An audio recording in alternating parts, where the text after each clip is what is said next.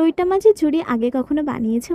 তো যদি না বানিয়ে থাকো শিখে নাও। প্রথমে কড়াইতে বেশি করে তেল দিয়ে শুকনো লঙ্কার ফোড়ন দেবে, তারপরে একটু বেশি করে পেঁয়াজ কুচানো ওর মধ্যে দিয়ে দেবে, দিয়ে একটু টমেটো দেবে, তারপরে কাঁচা লঙ্কা। আমি এখানে কম টমেটো কম লঙ্কা ইউজ করেছি, তোমরা বেশি করে ইউজ করতে পারো।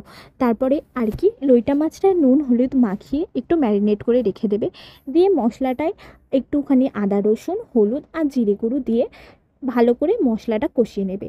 তারপরে আর কি লইটা মাছটা এতে দিয়ে দেবে, দিয়ে 1 মিনিটের জন্য ঢাকনা চাপা দেবে। মাছটা অল্প সিদ্ধ হয়ে এলে এরকমভাবে চামচ দিয়ে কাঁটাটা বের করে নেবে।